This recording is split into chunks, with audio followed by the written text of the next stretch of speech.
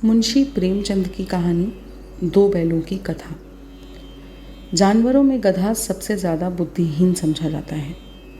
हम जब किसी आदमी को परले दर्जे का बेवकूफ़ कहना चाहते हैं तो उसे गधा कहते हैं।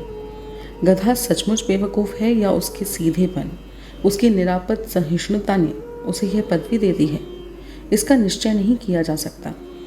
गायें सींग मारती हैं, ब्याई हुई गाय तो अनायास ही सिंघनी का रूप धारण कर लेती है। कुत्ता भी बहुत गरीब जानवर है, लेकिन कभी कभी उसे भी क्रोध आ ही जाता है, किंतु गधे को कभी क्रोध करते नहीं सुना न देखा। जितना चाहो गरीब को मारो, चाहे जैसी खराब सड़ी हुई घास सामने डाल दो, उसके चेहरे पर कभी असंतोष की छाया भी न दिखाई देगी। बैसाख में चाहे एक आध बार कुलेल कर लेता हो, पर हमने तो उसे कभी खुश होते नहीं देखा। उसके चेहरे पर एक विषाद स्थायी रूप से छाया रहता है। सुख दुख हानि लाभ किसी भी दशा में उसे बदलते नहीं देखा। ऋषियों मुनियों के जितने गुण हैं वे सभी उसमें पराकाष्ठा को पहुंच गए हैं, पर आदमी उसे बेवकूफ़ कहता है। सद्गुणों का इतना अनादर कहीं नहीं देखा होगा। कदाचित सीधापन संसार के लिए उपयुक्त है ही नहीं। देखिए ना, भारतवासियों की अफ्रीका में क्या दुर्दशा हो रही है। क्यों अमेरिका में उन्हें घुसने नहीं दिया जाता? बेचारे शराब नहीं पीते, 4 पैसे को समय के लिए बचा कर रखते हैं, जी तोड़कर काम करते हैं, किसी से लड़ाई झगड़ा नहीं करते, 4 बातें सुनकर भी गम खा जाते हैं, फिर भी बदनाम है। कहा जाता है वे जीवन के आदर्श को नीचा करते हैं। अगर वे भी ईंट का जवाब पत्थर से देना सीख जाते तो शायद सभ्य कहलाते। जापान की मिसाल सामने है। एक ही विजय ने उसे संसार की सभ्य जातियों में गण्य बना दिया, लेकिन गधे का एक छोटा भाई और भी है जो उससे कम ही गधा है, और वह है बैल। जिस अर्थ में हम गधे का प्रयोग करते हैं, कुछ उसी से मिलते जुलते अर्थ में बछिया के ताऊ का भी प्रयोग करते हैं। कुछ लोग बैल को शायद बेवकूफ़ों में सर्वश्रेष्ठ कहेंगे, मगर हमारा विचार ऐसा नहीं है।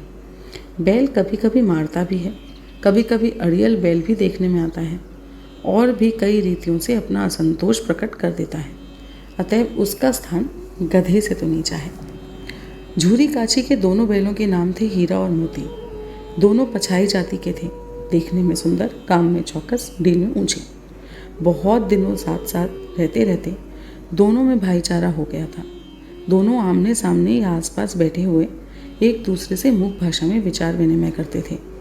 एक दूसरे के मन की बात कैसे समझ जाता था हम नहीं कह सकते। अवश्य ही उनमें कोई ऐसी गुप्त शक्ति थी जिससे जीवों में श्रेष्ठता का दावा करने वाला मनुष्य अभी वंचित है। दोनों एक दूसरे को चाट कर और सूंघ कर अपना प्रेम प्रकट करते।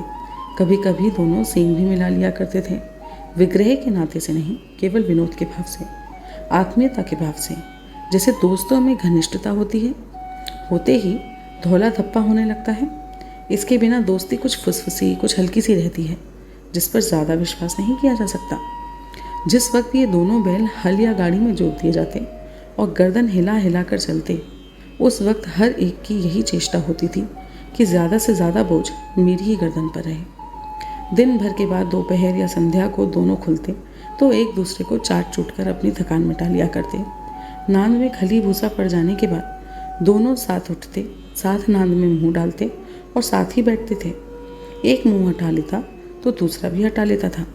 संयोग की बात, झूरी ने एक बार गोई को ससुराल भेज दिया। बैलों को क्या मालूम वे क्यों भेजे जा रहे हैं, समझे मालिक ने हमें बेच दिया। अपना यूं बेचा जाना उन्हें अच्छा लगा या बुरा कौन जाने, पर झूरी के साले गया को घर तक गोई ले जाने में दांतों पसीना आ गया। पीछे से हाँकता तो दोनों दाएं बाएं भागते, पगहिया पकड़कर आगे से खींचता तो दोनों पीछे की ओर जोर लगाते, मारता तो दोनों सींग नीचे करके हुंकारते। अगर ईश्वर ने उन्हें वाणी दी होती तो झूरी से पूछते, हम गरीबों को क्यों निकाल रहे हो?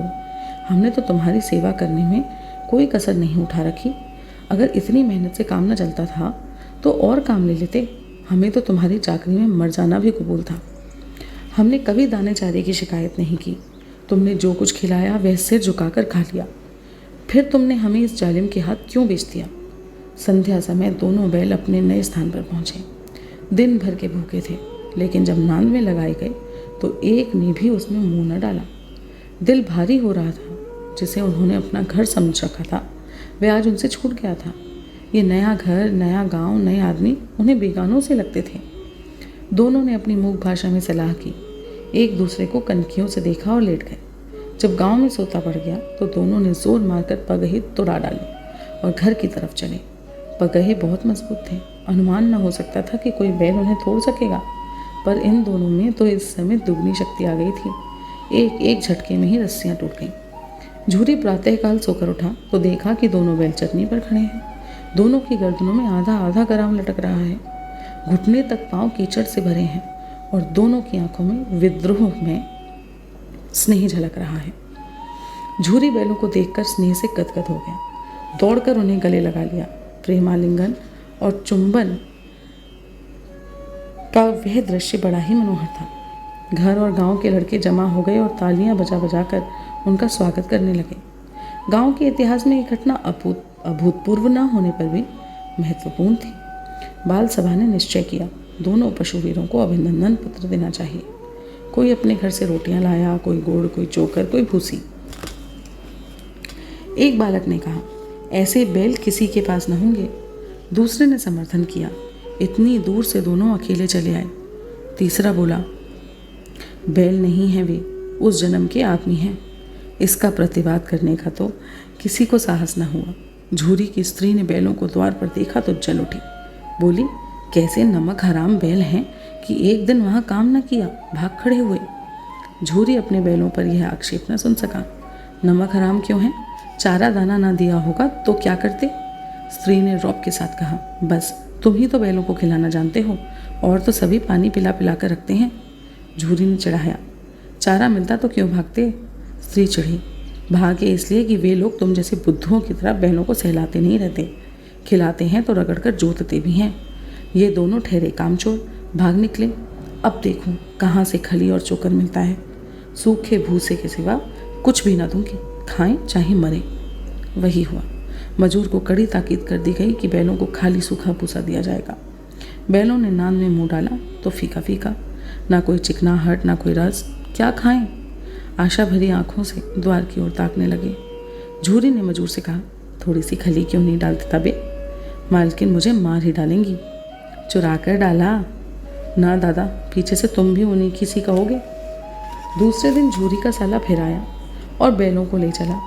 अब कि उसने दोनों को गाड़ी में जोता। दो चार बार मोती ने गाड़ी को सड़क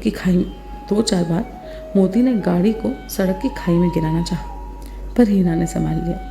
वह ज़्यादा सहनशील था। संध्या समय घर पहुंचकर उसने दोनों को मोटी रस्सियों से बांधा और कल की शरारत का मजा चखाया। फिर वही सूखा भूसा डाल दिया। अपने दोनों बैलों को खली चुनी सब कुछ दी। दोनों बैलों का ऐसा अपमान कभी न हुआ था। झूरी उन्हें फूल की छड़ी से भी न छूता था। उसके टिटकार पर दोनों उड़ने लगते थे और यहाँ मार पड़े। आहत सम्मान की व्यथा तो थी ही।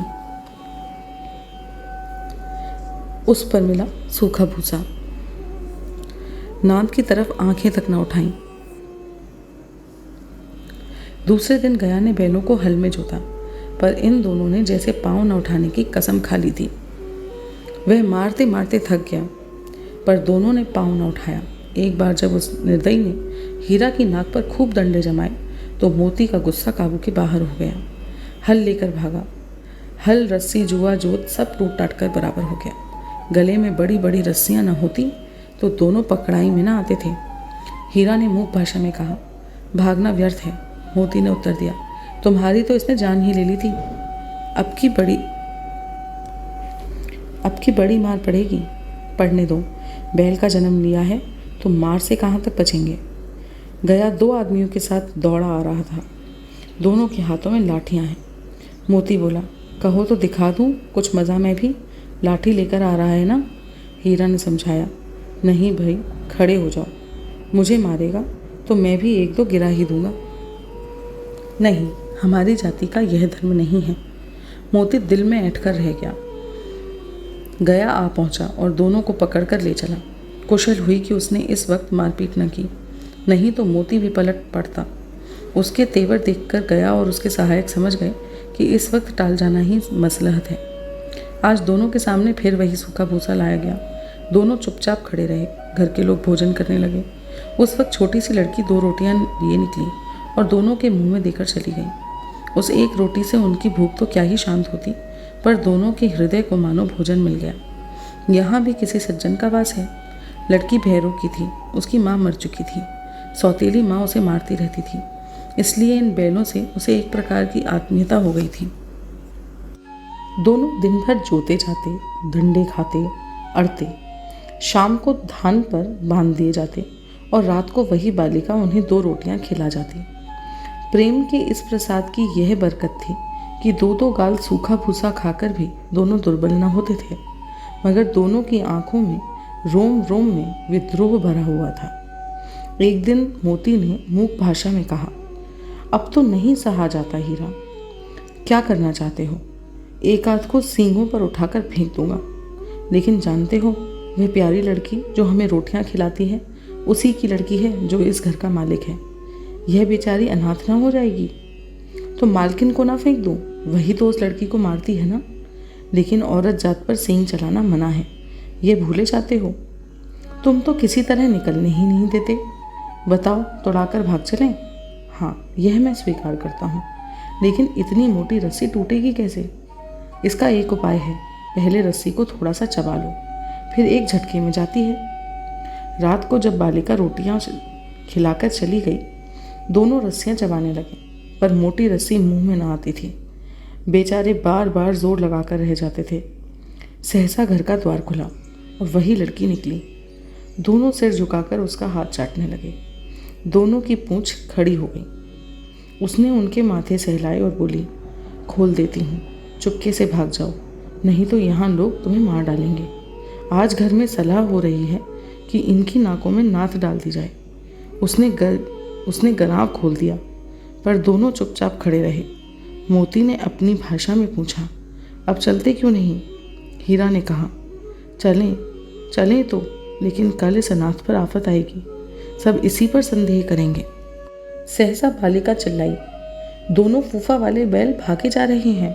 ओ दादा दादा, दोनों बैल भागे जा रहे हैं, जल्दी दौड़ो।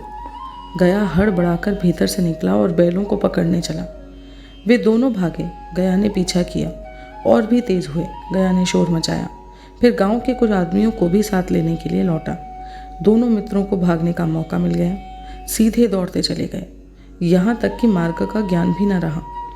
जिस परिचित मार्ग से आए थे उसका यहाँ पता ही ना था। नए नए गांव मिलने लगे। तब दोनों एक खेत के किनारे खड़े होकर सोचने लगे, अब क्या करना चाहिए। हीरा ने कहा, मालूम होता है राह भूल गए। तुम भी बेतहाशा भागे, वहीं उसे मार गिराना था। उसे मार गिराते तो दुनिया क्या कहती, वह अपना धर्म छोड़ दे, लेकिन हम अपना धर्म क्यों छोड़ें। दोनों भूख से व्याकुल हो रहे थे। खेत में मटर खड़ी थी, चरने लगे। रह रहकर आहट ले लेते थे, कहीं कोई आ तो नहीं रहा है। जब पेट भर गया, दोनों ने आज़ादी का अनुभव किया तो मस्त होकर उछलने कूदने लगे। पहले दोनों ने डकार ली, फिर सींग मिलाए और एक दूसरे को ठेलने लगे।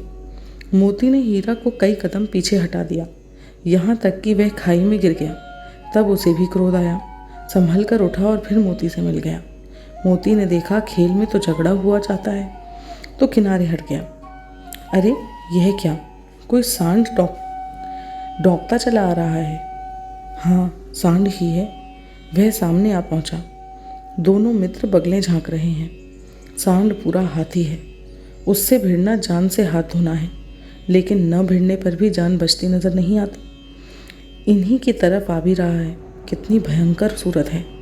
मोती ने मूक भाषा में कहा, बुरे फंसे, जान बचेगी, कोई उपाय सोचो। हीरा ने चिंतित स्वर में कहा, अपने घमंड में फूला हुआ है, आरजू विनती न सुनेगा। भाग क्यों न चले? भागना कायरता है, तो फिर यहीं मरो। बंदा तो 9 तो 11 होता है, और जो दौड़ाए तो फिर कोई उपाय सोचो जल्द। उपाय यही है कि उस पर दोनों जने एक साथ चोट करें। मैं आगे से रंगेता हूँ, तुम पीछे से रंगे दो। दोहरी मार पड़ेगी तो भाग खड़ा होगा। मेरी ओर झपटे तो तुम बगल से उसके पेट में सींग घुसेड़ देना। जान जोखिम है, पर दूसरा उपाय नहीं है। दोनों मित्र जान हथेलियों पर लेकर लपके। सांड को भी संगठित शत्रुओं से लड़ने का कोई तजुर्बा न था। वह तो एक शत्रु से मल्लयुद्ध करने का आदी था। ज्यों ही हीरा पर झपटा, मोती ने पीछे से दौड़ाया। सांड उसकी तरफ मुड़ा तो हीरा ने रंगीता। सांड चाहता था कि एक एक करके दोनों को गिरा दे, पर ये दोनों भी उस्ताद थे, उसे वह अवसर ही न देते थे। एक बार सांड झल्लाकर हीरा का अंत कर देने के लिए चला कि मोती ने बगल से आकर पेट में सींग भोंक दिया। सांड क्रोध में आकर पीछे फिरा तो हीरा ने दूसरे पहलू में सींग चुभा दिया। आखिर बेचारा जख्मी होकर भागा और दोनों मित्रों ने दूर तक उसका पीछा किया, यहाँ तक कि सांड बेदम होकर गिर पड़ा। तब दोनों ने उसे छोड़ दिया। दोनों मित्र विजय के नशे में झूमते चले जाते थे। मोती ने अपनी सांकेतिक भाषा में कहा, मेरा जी तो चाहता है कि बच्चा को मार ही डालूं। हीरा ने तिरस्कार किया, गिरे हुए बैरी पर सींग न चलाना चाहिए, यह सब ढोंग है। बैरी को ऐसा मारना चाहिए कि फिर न उठे। अब घर कैसे पहुंचेंगे वह सोचो, पहले कुछ खा लें तो सोचें। सामने मटर का खेत था ही, मोती उसमें घुस गया। हीरा मना करता रहा पर उसने एक ना सुनी। अभी 2 ही 4 ग्रास खाए थे कि 2 आदमी लाठियां लिए दौड़ पड़े और दोनों मित्रों को घेर लिया। हीरा तो मेड़ पर था, निकल गया। मोती सींचे हुए खेत में जा था। उसके खुर कीचड़ में धंसने लगे, न भाग सका। पकड़ लिया। हीरा ने देखा संगी संकट में है तो लौट पड़ा, फंसेंगे तो दोनों फंसेंगे। रखवालों ने उसे भी पकड़ लिया। प्रातःकाल दोनों मित्र कांजी हिस में बंद कर दिए गए। दोनों मित्रों को जीवन में पहली बार ऐसा साबिका पड़ा कि सारा दिन बीत गया और खाने को एक दिन का भी न मिला। समझ ही में न आता था ये कैसा स्वामी है। इससे तो गया फिर भी अच्छा था। यहाँ कई भैंसें थीं, कई बकरियाँ, कई घोड़े, कई गधे, पर किसी के सामने चारा न था। सब जमीन पर मुर्दों की तरह पड़े थे। कई तो इतने कमज़ोर हो गए थे कि खड़े भी न हो सकते थे। सारा दिन दोनों मित्र फाटक की ओर टकटकी लगाए ताकते रहे, पर कोई चारा लेकर आता न दिखाई दिया। तब दोनों ने दीवार की नमकीन मिट्टी चाटनी शुरू की, पर इससे क्या तृप्ति होती। रात को भी जब कुछ भोजन न मिला तो हीरा के दिल में विद्रोह की ज्वाला दहक उठी। मोती से बोला, अब तो नहीं रह जाता मोती। मोती ने सिर लटकाए हुए जवाब दिया, मुझे तो मालूम होता है प्राण निकल रहे हैं। इतनी जल्द हिम्मत ना हारो भाई, यहाँ से भागने का कोई उपाय निकालना चाहिए। आओ दीवार तोड़ डालें। मुझसे तो अब कुछ नहीं होगा। बस इसी बूते पर अकड़ते थे, सारी अकड़ निकल गई। बाड़े की दीवार कच्ची थी, हीरा मजबूत तो था ही। अपने नुकीले सींग दीवार में गड़ा दिए और जोर मारा तो मिट्टी का एक चिप्पड़ निकल गया। फिर तो उसका साहस बढ़ा। उसने दौड़ दौड़ कर दीवार पर चोटें की और हर चोट में थोड़ी थोड़ी मिट्टी गिराने लगा। उसी समय कांजी हास का चौकीदार लालटेन लेकर जानवरों की हाजिरी लेने आ गया। हीरा का उज्जड्डपन देखकर उसने उसे कई डंडे रसीद किए और मोटी सी रस्सी से बांध दिया। मोती ने पड़े पड़े कहा, आखिर मार खाई क्या मिला? अपने बूते भर जोर तो मार लिया। ऐसा जोर मारना किस काम का कि और बंधन में पड़ गए? जोर तो मारता ही जाऊंगा, चाहे कितने भी बंधन पड़ते जाएं। जान से हाथ धोना पड़ेगा, कुछ परवाह नहीं, यूं भी तो मरना ही है। सोचो दीवार खुद जाती तो कितनी जानें बच जाती। इतने भाई यहाँ बंद हैं, किसी की देह में जान नहीं है। 2-4 दिन और यही हाल रहा तो सब मर जाएंगे। हाँ, ये बात तो सही है। अच्छा तो ला, फिर मैं भी जोर लगाता हूँ। मोती ने भी दीवार में उसी जगह सींग मारा। थोड़ी सी मिट्टी गिरी और फिर हिम्मत बढ़ी। फिर तो वह दीवार से सींग लगाकर इस तरह जोर करने लगा मानो किसी प्रतिद्वंदी से लड़ रहा है। आखिर कोई 2 घंटे की जोर आजमाई के बाद दीवार ऊपर से लगभग 1 हाथ गिर गई। उसने दूनी शक्ति से दूसरा धक्का मारा तो आधी दीवार गिर पड़ी। दीवार का गिरना था कि अधमरे से पड़े हुए सभी जानवर चेत उठे। तीनों घोड़ियाँ सरपट भाग निकली, फिर बकरियाँ निकली, इसके बाद भैंसें भी खिसक गईं, पर गधे अभी तक ज्यों के त्यों खड़े थे। हीरा ने पूछा, तुम दोनों क्यों नहीं भाग जाते? एक गधे ने कहा, जो कहीं फिर पकड़ लिए जाएं? तो क्या हरज है, अभी तो भागने का अवसर है।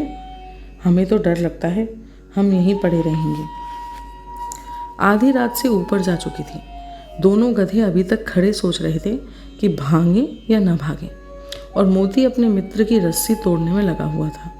जब वह हार गया तो हीरा ने कहा, तुम जाओ, मुझे यहीं पड़ा रहने दो, शायद कहीं भेंट हो जाए। मोती ने आंखों में आंसू लाकर कहा, तुम मुझे इतना स्वार्थी समझते हो हीरा? हम और तुम इतने दिनों से एक साथ हैं। आज तुम विपत्ति में पड़ गए तो मैं तुम्हें छोड़कर अलग हो जाऊं? हीरा ने कहा, बहुत मार पड़ेगी, लोग समझ जाएंगे यह तुम्हारी शरारत है। मोती गर्व से बोला, जिस अपराध के लिए तुम्हारे गले में बंधन पड़ा उसके लिए अगर मुझ पर मार पड़े तो क्या चिंता? इतना तो हो ही गया कि 9-10 प्राणियों की जान बच गई।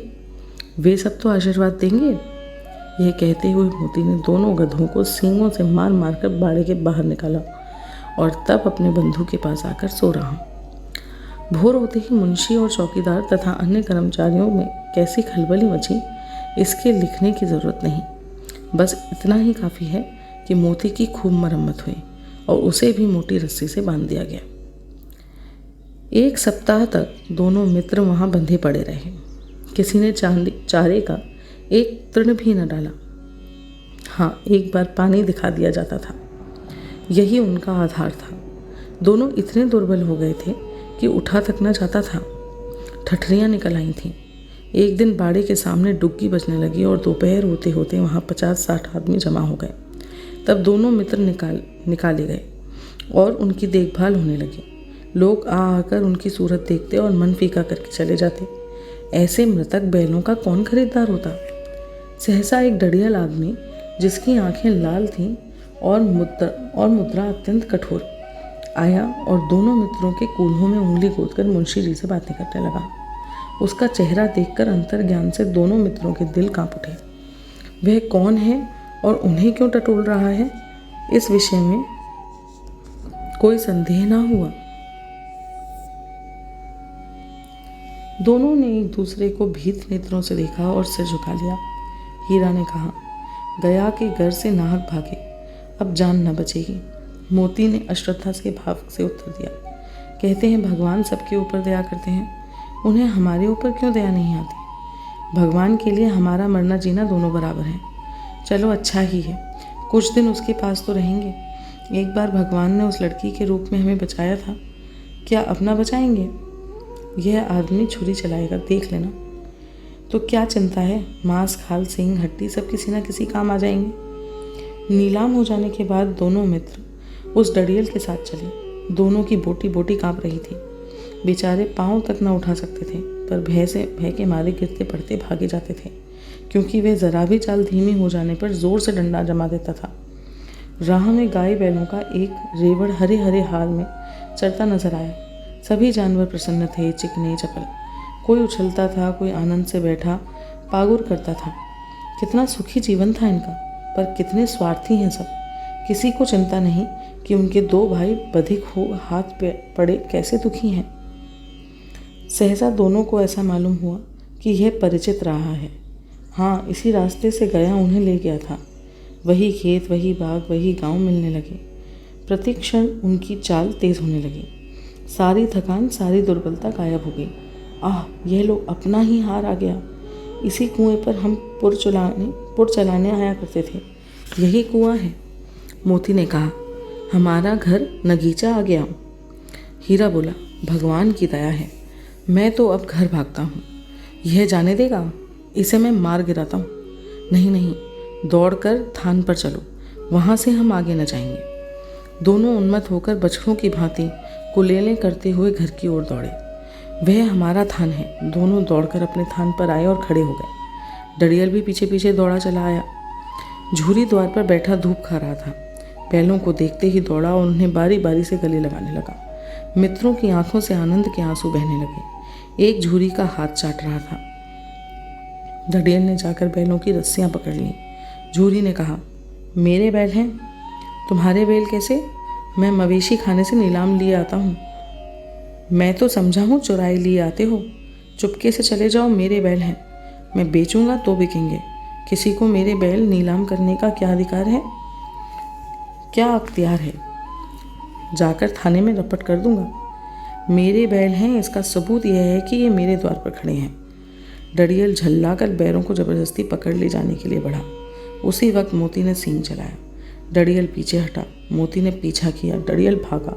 मोती पीछे दौड़ा। गांव के बाहर निकल जाने पर वह रुका, पर खड़ा डड़ियल का रास्ता देख रहा था।